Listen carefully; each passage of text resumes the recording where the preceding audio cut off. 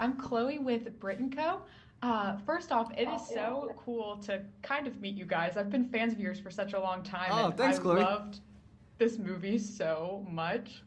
Thank you. First off, the film brings to mind so many like iconic 80s movies. I was kind of getting like Heathers, I was getting a little bit of Ooh. Pretty in Pink. I know that Cole, you worked with kind of like a movement mime coach, but did y'all take inspiration from any particular movies or even music videos, perhaps? Yeah, I think, at least from my side, Zelda and I talked quite a bit about the kind of silent movie stars. Like Buster Keaton was a big one for us.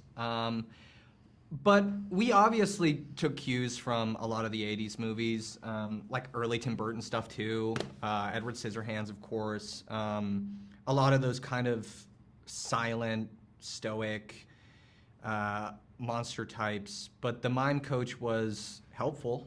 I do think when when people hear mime, they think like, oh no, I'm stuck inside an invisible box. But the stuff that we did was much more like emotional movement work. But it was nice working with a mime.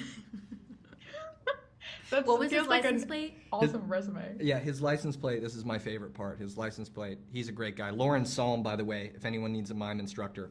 His Shout license out. plate just said speechless. So I was like, I'm so in the right place.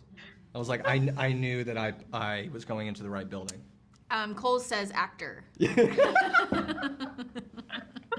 What does yours say, Kathryn? What does mine say? Poodle. Poodle. Yeah. That's awesome. Did you take inspiration from any 80s movies, or do you have any favorite 80s movies? You know what? I watched a lot of The Goonies for some reason. I watched The Goonies over and over again, like just a great movie. Zelda had me watch Tie Me Up, Tie Me Down, her favorite movie, and I had never seen it, but it is very camp.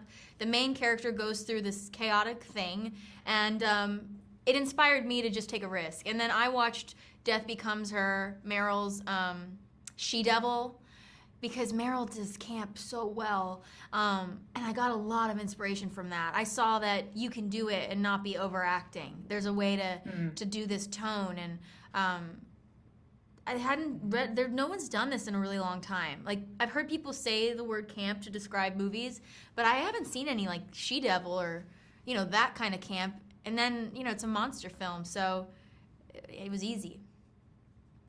Yeah, no, I was thinking the same thing. I was sitting there and I was like, I haven't watched something like this in such a No. long time.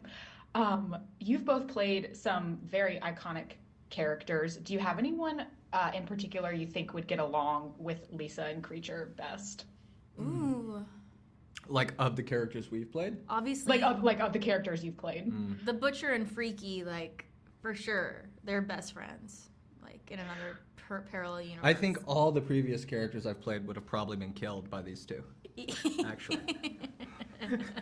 That's so sad. No, that's great. No, Liza Taffy would have loved, little baby Cole. Yeah, You know. sure. But any of the I modern think- day ones, I think no. 90% of the bull cuts that I've played probably would have been killed. The bowl cuts. Oh I man. love that. And speaking of your iconic characters, both of you have talked a lot about how you kind of grew up in the spotlight and this whole child Not actor me. experience that you Maybe had. this guy. Not me. No spotlight over here. No. Never seen a light. Nice smoke screen. Just pass it off to me. Go ahead, please. Yeah.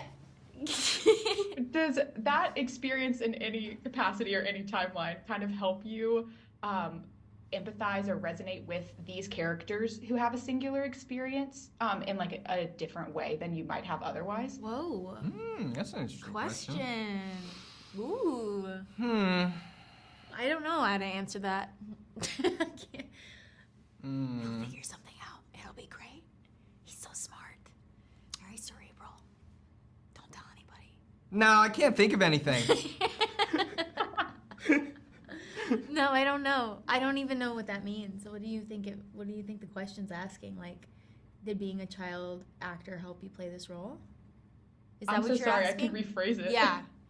If you don't mind. Like if like, for example, being a child actor is kind of a singular experience, and then Lisa is also having a singular experience, if it helps you, like, empathize with, like, knowing what it's like to kind of be an outcast in that way. Not an outcast, but, like, just a different, so, like, have an experience that you feel like no one understands. See, that's the thing. I feel like that's the misconception in my experience of being a child actor. I didn't have that feeling.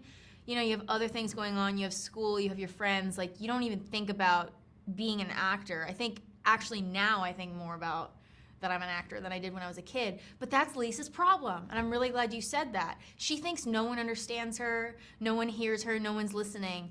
And I think a lot of us feel that way, especially in high school. Man, I was bullied more in middle school than I was, like, ever in like real life. It's like school that's so difficult, like trying to fit in. So, you know, I think a lot of people, I guess I'm talking about myself. You think about yourself a little too much. I think about me. Look outside, listen to people, hear other people around you. And literally, this character raises a guy from the dead who cannot talk, only listens to her, but she doesn't even realize he's listening and understanding. She doesn't listen to him at all. It's very ironic. I love that answer. That was a You great can help answer. me out here, man. You can No, help me I out. was impressed. Yes. Yeah, I bet.